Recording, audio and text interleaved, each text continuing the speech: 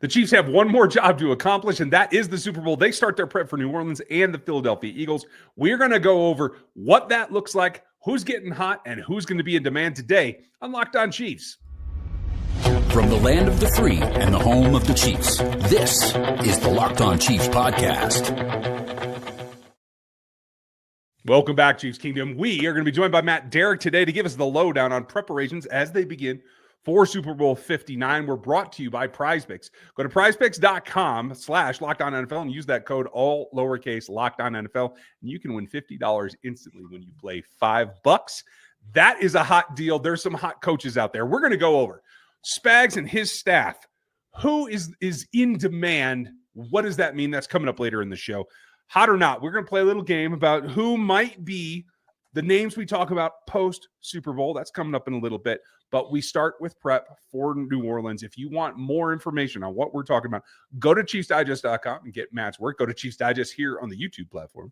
Check out my channels. RGR Football, had to remember that name. You can find me on NFL33.com, and there's always Rogue APC. As Senior Bowl is off and running, we're going to start having some content for that as soon as the Super Bowl talk is over. But check out RGR and NFL 33 for that as well. Matt, this is always the top secret mode. We've seen things in past in preparation. It's not really a bye week. A lot of the national media are like, well, Andy Reid gets another bye week, another week to prepare. That's not it. It's not like they're taking a little mini vacation here for the next 5 days. This is right on to Philly. They've already scouted them. They've already prepared, at least as a top-down view. So what do they start doing right now? Is it formulation? What's the mood and the task today? Well, the mood and the task right now is to get the game plan in, because Andy Reid knows and understands. He learned it before he got to Kansas City, and so this has been the way it's been since 2019, and it's only gotten more and more intense every single year. This week is prep week. This is the practice week. This is the week in which you get everything in, because when you get to New Orleans, there is no time for anything else. You've got million things of nonsense going on, and your practices are not private necessarily. I mean, you don't know who's all around and everything. I mean, it's not your facility. You're in an uncomfortable place. You've got so many responsibilities. You're busy that week staying sharp. You're just staying. You're not in a regular routine. So Andy Reid wants to make sure that by the time his team gets on the plane, that they are ready to go, that they got the game plan set, and next week is just nothing but rehearsal. It's staying sharp, keeping yourselves ready. So yeah, this is not there's no off days this week. There's nothing. They're trying to keep their, even media to a minimum. They want this to be a week that is all about ball. It is all about the Eagles. It's all about this game. Oh, I love the way that you say that. It's got to be all about ball, or else you get caught off guard. I think this team is still the slumbering giant. Everybody is complaining about the line already, of all things. And I want to get just your general approximation. Just looking at this matchup in the earliest spots. Yes, James Cook had some success against the Chiefs just recently, and Saquon Barkley's been going off. I think that's a one-faceted offense out there. I don't think that it's as formidable on the pass side. I don't think that Jalen Hurts is 100%, to tell you the truth. And it's been kind of a very slow roll to get A.J. Brown going. When you compare the two teams, did we see the Bills might have been the tougher matchup? I mean, there's a distinct possibility. I mean, you rattled off some key reasons about, why that, this could be a good matchup for the Chiefs. And it certainly starts with Jalen Hurts, because Jalen Hurts is not Josh Allen. I mean, he's a good quarterback. Is he a great quarterback? I don't know. I mean, yes, it's his second Super Bowl appearance, but has he been the marquee performer in either one of these as far as the guy that's leading the team there? I mean, the last Philadelphia team that really got there, I mean, defense was their hallmark that got him there. And they were a pretty good offense. I mean, and he had a lot of people around him. He had a really good offensive line. But, to me, even then, it wasn't like the Jalen Hurts is, the end-all, be-all Hall of Fame quarterback. He's still not. And on top of that, like you mentioned, he's banged up. And, yeah, I think you could look at their win over the Commanders two different ways. The glass half full would say, hey, that offense rolled. They put 55 points up on the board. There was no answer that the Commanders had for them. The pessimists, glass half empty, would say 4 turnovers. That's what fueled that Eagles offense. It was just nothing but mistake after mistake by a young football team, and the Eagles took advantage of that. The Bills obviously were a much tougher fight. They didn't put up the mistakes that the Commanders did. They don't have the youth that the Commanders did. So it was a bit of a mismatch in that regard. And hey, the Eagles took advantage of it. But I look at this and I think you're right. I mean, I see a team that Saquon's terrific. He's better than James Cook. So that's going to be a problem. And you are facing a team that is going to feed him. The Eagles are not going to forget that Saquon Barkley exists. Right. I think the Bills did with James Cook. They're going to give him the ball. It's the last game of the season. I mean, they can give Saquon the ball 35 times. It doesn't matter. There's no tomorrow. So, that's the thing. I mean, it's going to be Saquon all day long. But to me, the bigger matchup, the answer for this game is going to be Patrick Mahomes and his receivers against that Eagles secondary. And I think that Andy Reid's got some ideas for them. I have to think so as well. And it's been a season-long progression that just culminates here. Being in New Orleans, obviously they've been everywhere in this league. A lot of guys have a lot of experience. There's a lot of young guys that maybe haven't been down there. Is there anything that stands out to you about being in New Orleans rather than Miami or some of the other places they've played big games and Super Bowls in particular in that maybe New Orleans offers either, a location preference, maybe they're out in Baton Rouge practicing or somewhere away from the city, or is there something else that gives a negative or positive for you? Yeah, I mean, it does sound like the teams are going to be a little bit maybe closer to the action than they were in either. I mean, Miami, you're always like half an hour from the action, it seems like. And in Vegas, they were not in Vegas. I mean, they were in Lake Las Vegas. They might as well have been on a different planet in Las Vegas. And I think that was a good thing. Phoenix, they were in the middle of the action, but Phoenix is Phoenix. And can't get too much trouble in Phoenix, right? Well, Bourbon Street's a little bit different. So they're going to be a little bit closer to the action. But this is a team that he doesn't have to worry about that. There'll be a few things that are going to be out of their routine. I mean, the early media availabilities and practicing later in the day, at least the practice in the afternoons is what they want. This will be a little bit different as far as they have to do with the media. And obviously the responsibilities media-wise are whole different that week. So that's one of those issues. But this is a disciplined team. So, I mean, I don't think that this is going to be a team that you're going to be worrying about, hey, somebody's getting in trouble at the last minute, on a Friday night. No, I mean, they know they have to be in the hotel. They got to be tucked in. I mean, everybody, even the guys who haven't been there before, whether they're rookies or they're veterans, I mean, they get how special this is in front of them. And I don't sense that there's any apprehension with that. I have not gotten any idea from these players that there's any nerves with that. They're embracing it. I mean, this is not, chasing three-peat has not been something that's ever scared this team. There's nobody that's got butterflies about it. If anything, it's just a mountain that they want to go over. They're right there. They can see the precipice from here. Everybody's got to step up. Some guys get more shots than others. Who's going to do that? That's coming up next. It's playoff time, and if you're like me, you want to make the most of your final weeks of football action. That's where PrizePicks comes in. If you love football and you want a chance to win real money while watching games, PrizePicks is a place for you. It's the best way to turn your sports opinions into cash with daily fantasy player projections. With PrizePicks, it's just simple. More or less on the player stats as they project them. Total passing yards, touchdowns, everything with your shot to win up to 1,000 times your money. You can make your picks in less than 60 seconds. And whether you're looking for a flex play or a boost to your payout or you want cash out quickly, PrizePicks has got you covered with over 10 million members and billions in winnings. It's clear that people love this platform. I get into the action every single week, and it's always a Chiefs-oriented pick for me. But as we get down and things are getting narrow here at the end of the season, it just gets that much more tense. Here's a special offer for you guys for Locked On NFL listeners.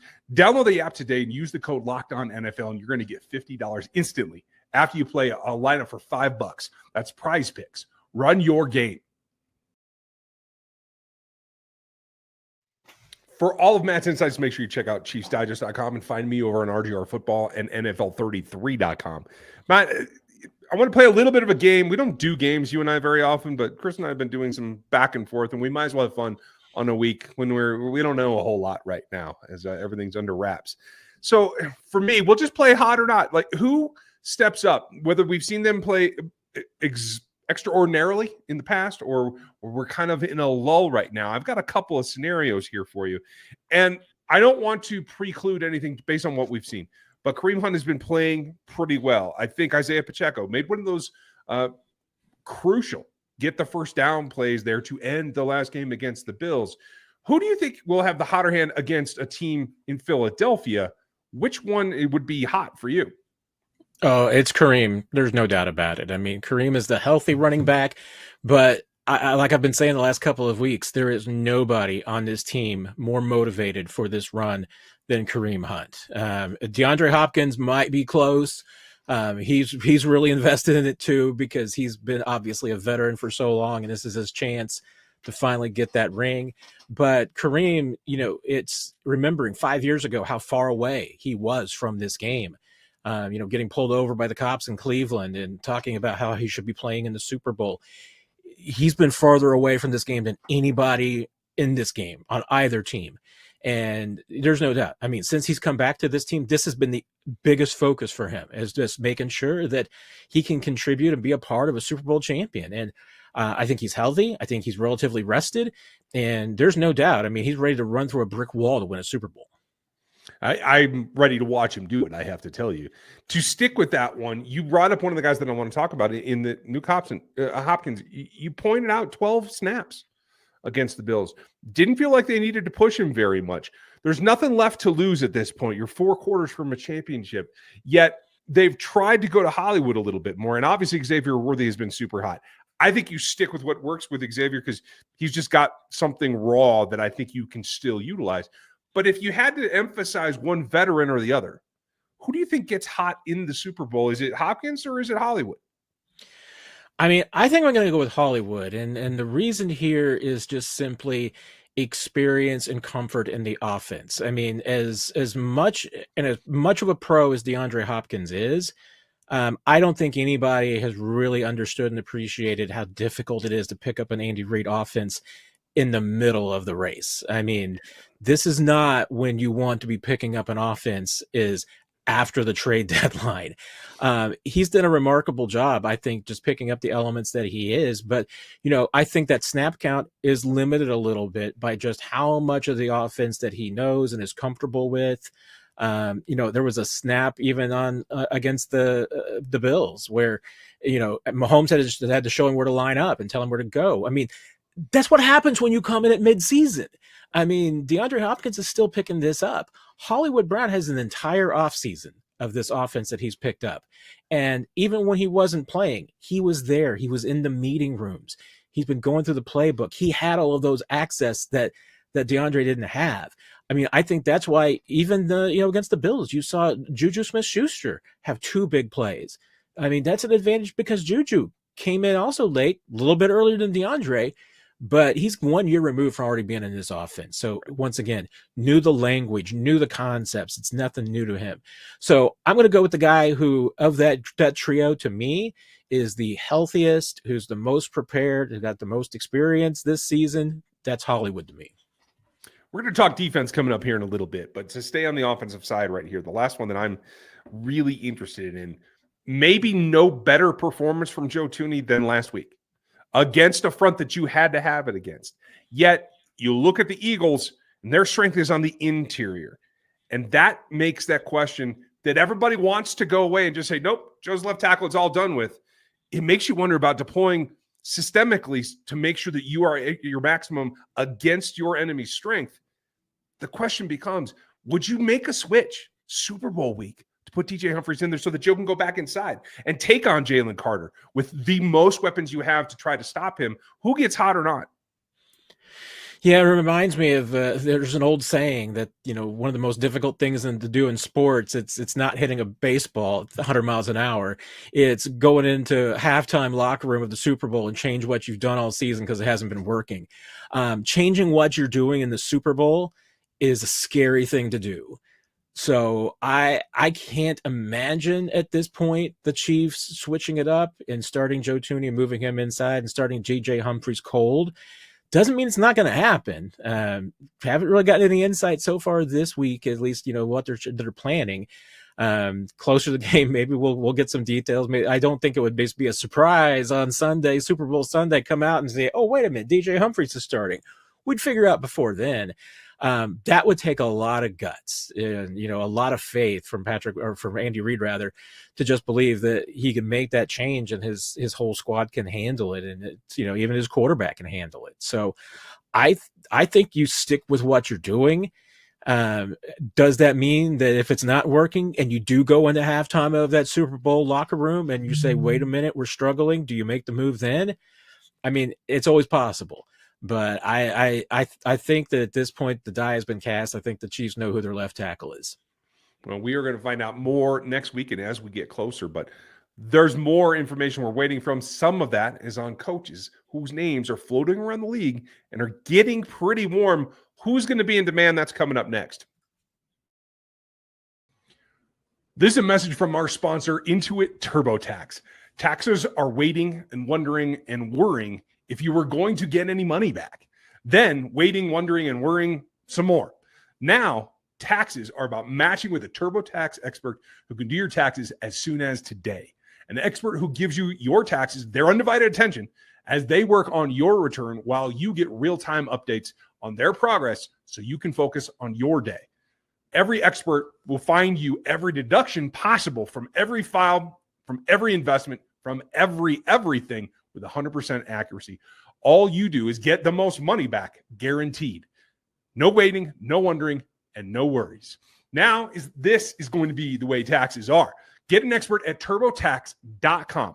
Only available with TurboTax Live full service. Real-time updates only available in iOS mobile app. See guarantee details at TurboTax.com/guarantees.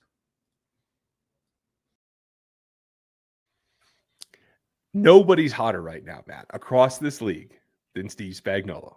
The pouring of emotion from normally cold talking heads on ESPN, CBS, all of them. I mean, it's like he's the belle of the ball at this point. I cannot even Rex Ryan compared him to his father, for God's sake. Didn't see that coming at all. Is there anyone hotter than Steve Spagnuolo right now? Probably not. I mean, he is the belle of the ball right now. There's no doubt about it. And the reality is that I think probably there's a whole trio that we should be talking about in Andy Reid, Matt Nagy, and Steve Spagnuolo, because those were absolutely perfect game plans that were pulled off. And maybe it was just simply, hey, the last play that one side or the other made that was really going to be the tipping point about what stood out about that game. And the 4th and 5 was the big play. And yeah, I mean, there's no doubt. I mean, that play in particular, I think obviously illustrated just what Steve Spagnuolo is so good at. And some of it's like what we were talking about in the last segment. I mean, what is he good at? He's good about teaching his players how to prepare, how to execute when they have to. He's good at, sharing what his expectations are, what he's thinking, so that they can think like him. And most importantly is that he's not afraid to show a team and do something against a team that he hasn't done before. And that's exactly what he did against Buffalo. I mean, that 4th and 5, he showed them a look that he hadn't done before. They weren't ready for it. They didn't know what to expect. His team was coached so well that they didn't tip it off. They didn't give it away. And the reason was because they were prepared. Those guys knew what was coming. They knew 4th and 5. They knew how their coordinator thinks. They knew what the expectation was. They knew what the play was going to be before he even called it. So that, I mean, that's what goes into being a great coach. And that's how your team makes you look good. And there's no doubt. I mean, his defense right now is making him look very, very good for a reason. And we know he had some contact before the playoff run, and then Chiefs were back on the field, and it's got to be quiet for now. But I expect that there's going to be a whole lot of interest, no matter what the outcome of this Super Bowl is. Do you expect the same? And B, do you think there's anything that could tempt Steve Spagnuolo to leave the Chiefs after 3 Super Bowl appearances in a row, and the possibility on the horizon of giving another run as good as anybody else can? I mean, it's kind of hard to imagine now, just because the cycle has wound down so much. New Orleans, as we're talking, is the only job that's open, and it looks like New Orleans hasn't really expressed any interest in Spagnuolo. So maybe there will be late, maybe there'll be some surprise there.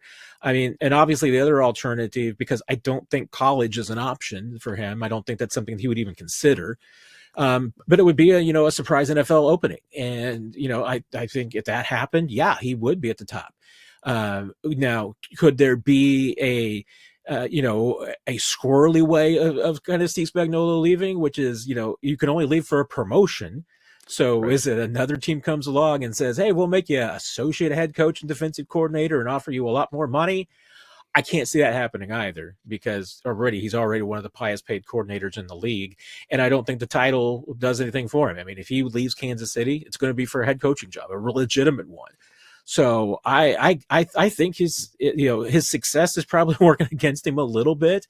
Maybe with teams knowing that he wasn't maybe going to be around, for the until after the Super Bowl, maybe that scared some teams off.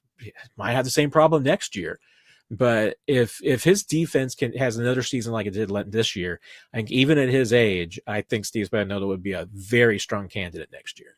Yeah, I have to think so as well. Let's hope that it continues to work this way. The teams just want to get their staff chosen, especially the head coaching position. Now, assistants might be a little bit different.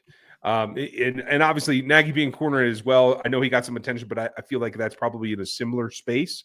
Are there any other assistants that you think we should be watching to see if they garner the same kind of interest as a move up to a coordinator level or something for another team? Yeah, I mean, the three names obviously to watch, because the Chiefs – right now have 3 ready-made defensive coordinators on staff, at least. Between Joe Cullen at defensive line, Brendan Daly at linebackers, and secondary coach Dave Merritt, all 3 of those guys are ready for a defensive coordinator job. Obviously, Dave Merritt was under consideration by the 49ers last year, got him a pay bump. So, he's already had that. And usually there's pay bumps anyway. So for winning Super Bowls. So all those guys might be making a little bit more money as it is. It does seem like there's some legitimate interest for Joe Cullen at maybe the college level to be a defensive coordinator. Maybe there'll be an opening as a defensive coordinator in the NFL. That seems like one of the stronger possibilities right now.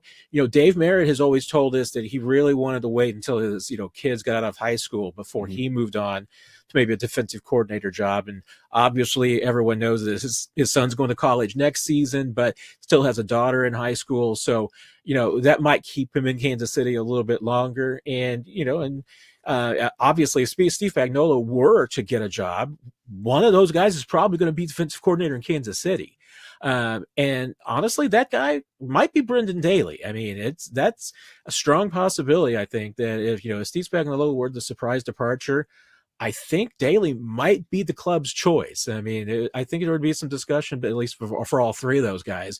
But I think there is a little bit of a preference there internally. And that obviously is something to consider for next year as far as, Brendan Daly goes, that once again, that if Spagnuolo is a candidate next year, maybe there is an opportunity for him to be the DC in Kansas City. And the way Brendan Daly collects rings, he should be in demand anywhere and everywhere. I know the Chiefs continue to love to have him, but that guy's a lucky charm. So yeah. Rings just seem to follow Brendan Daly wherever he goes. You're not kidding. And honestly, when you take a step back, I feel like this team is lucky to have kept them together this long. The fact that they play this deep in these repeated Super Bowls where you can't really interview legally anyway. We all know there's some non-legal things that happen, but that's actually helped keep this staff together and keep this role going. I would think that unless there's something just out of the blue that is too good an opportunity, that there's a good chance that we're in the same position next year. Yeah, it's a really strong possibility because, like you mentioned, I mean, that being in contention into the Super Bowl, it does limit your opportunities. It's a little bit different at the coordinator level because, obviously a lot of these new coaches now are hiring coordinators.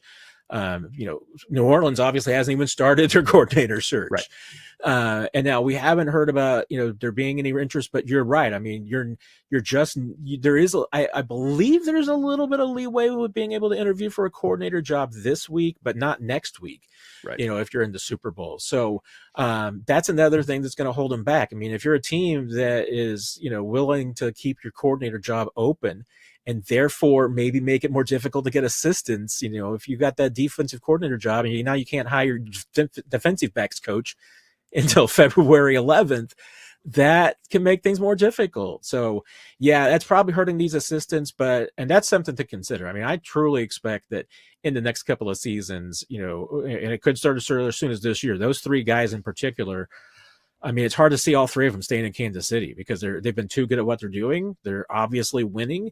They're going to get interest elsewhere. Yeah, I have to think so as well. Last one that I want to talk to you about, and really, it hasn't hit yet because it's Senior Bowl week. Everybody's in Mobile. First time I haven't been down there in 8 years now, so it's a little bit different for me. But somebody who is down there in a different capacity, and that is Mike Borgonzi. And we don't talk about this usually until post-Super Bowl because we don't have to. But just quick initial impression about what that means for the front office, what we might see this year in trying to go back another year to the playoffs and to a Super Bowl without Mike Borgonzi on board.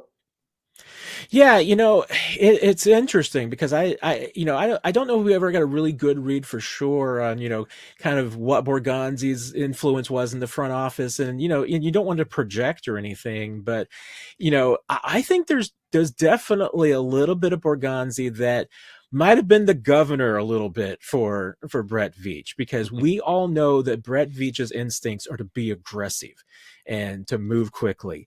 And Mike Borgonzi is a very, analytical guy. I mean, he was like a hedge fund advisor. I mean, he was in investment banking. I mean, those guys can be aggressive too, but it's all about the calculations. It's all about the math and the analytics. I think that was a little bit of, Borgonzi's role. And if there was anybody in that front office that might have been the advisor to Brett to just say, hey, look at the whole field, Borgonzi is probably that guy. So, hey, could it affect, Brett and some of his thinking a little bit? Will he be maybe more aggressive? Ponder that thought for a moment without Borgonzi around, maybe. But, one thing for sure is that, Mike Borgonzi's top-notch, football mind. And he also had a lot of strength in the Northeast. So if you think about some of the players that the Chiefs have drafted, and, even last year, draft a couple of players with Northeast backgrounds like Hunter Norzad and C.J. Hansen. That's Mike Borgonzi's part of the country, and he knows those schools and colleges and everything really, really well. So, it might not be as much of a hotbed as the South and Florida and California and Texas, but there's some pretty decent offensive linemen and linebackers that come from the Northeast. So, and that's Borgonzi country. Yeah, absolutely. I'm looking forward to seeing how it all goes down. Folks, we're going to have all kinds of content for you. So will Matt over at ChiefsDigest.com. Check me at NFL33 for bigger picture kind of stuff right now. And all your draft content will be there, as well as we do as a Rogue APC when we get the Athletic Matrix going. So check all that out. Matt, thanks for your insight, your opinion, and playing some games today. And one day I want to go to the Senior Bowl too. So maybe you can take me down there one year. Okay. Hey, my kids are going to graduate eventually. Of course, we're going. Of course, it means the Chiefs can't go to the Super Bowl that year. So, nobody wants to see me go to the Senior Bowl. No, we just need to plan better. That's all.